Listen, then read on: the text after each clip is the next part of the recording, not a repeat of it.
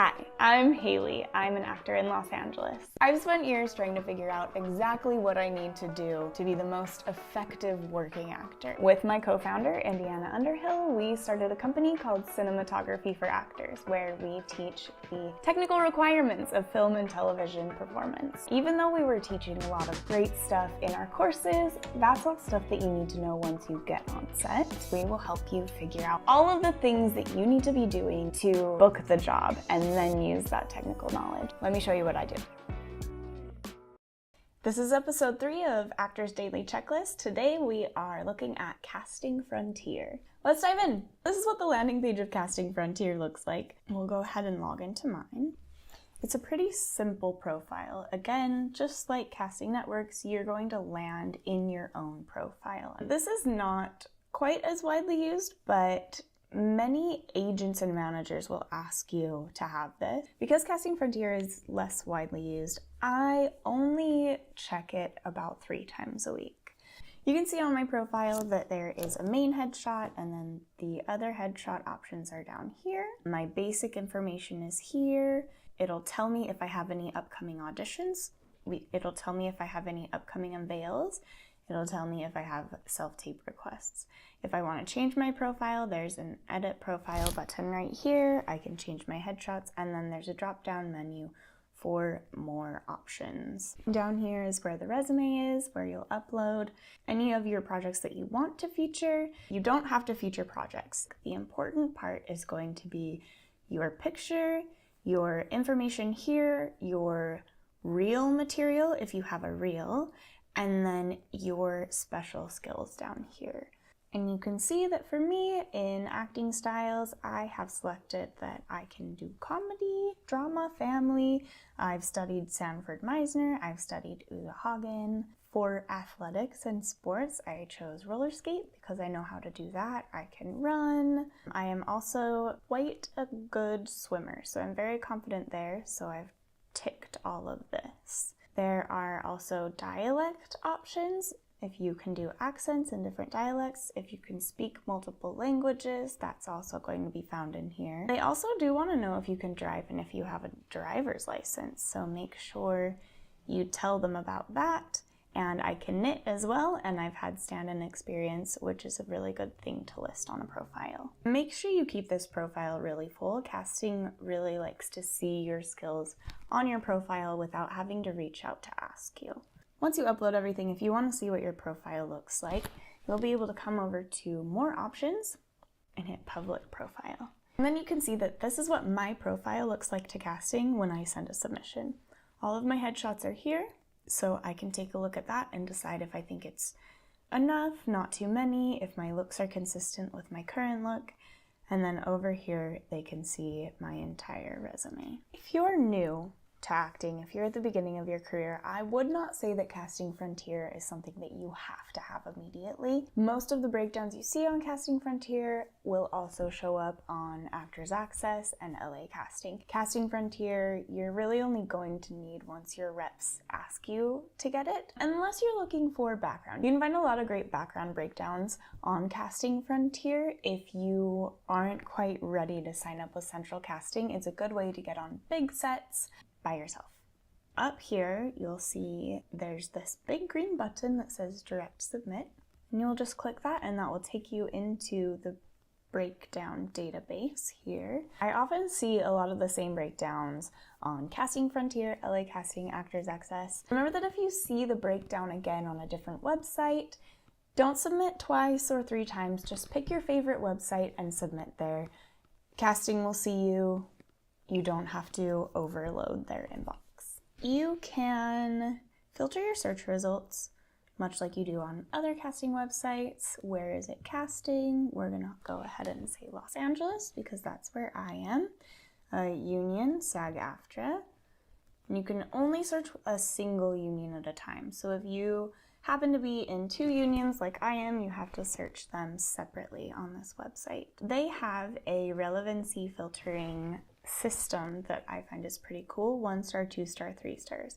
3 stars means that your info matches perfectly. It means that you are the same age, the same ethnicity, and your profile shows the same gender identity that they're looking for. So if I hit 3 stars, it will only show me things that I'm perfectly aligned for. You can decide if you want to be paid or not paid, or both. We're going to say both for this. Updating the results means that we're going to find the last thing that I submitted for, and that was background work, actually. If I tap into that, we can look at the entire breakdown. They've given a lot of information in the description, and then I can see what I've chosen to submit. Let's also do a submission so you can see what that looks like. We'll go ahead into target employees. You can look up here and see the project name, the rate that they're willing to pay. Sometimes for commercial casting, they want you to know if there are conflicts with other brands, the date it was posted, the casting, the project type. This is an industrial video that they're creating, who the casting director, and when the shoot dates are. What the union status is also listed, and then there are some notes so you can see exactly what you're running into. Role criteria is really easy. If you don't have a lot of time, you can just jump down here and see if you fit. I'm going to pick a headshot. This looks like a target employee, and then confirm submission. And you'll see here that I'm submitted. Once you have submitted, you are permanently submitted. There isn't a way to unsubmit on this website.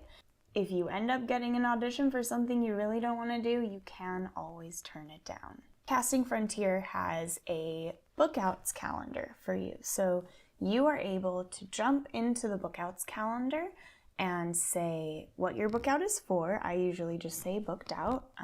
You don't really have to give anyone details if you don't want to. The start date and your end date. So during that time, casting and your reps can see that you're not available during those days. Casting Frontier also has an alert system. Up here in the right-hand corner, you can see alerts, and I have no available alerts right now. But you can set your own alerts to tell you when something that fits your casting is available. I've set it to only 3 stars, so when something with 3 stars comes through, it's in my alerts and it also comes to my email inbox so that I can just submit directly to that instead of having to go through and search through all the breakdowns by myself. Let's go ahead and look at the cost. If you click Join Now, it'll take you to a checkout page where you can decide if you would like the Premium, Premium Plus, or the Basic Free. The Basic Free is going to allow you to upload 1 headshot. It won't ever let you change it if you don't upgrade. It'll let you update your online resume, and you'll have some direct submission, but not very much. The next option is the Premium membership.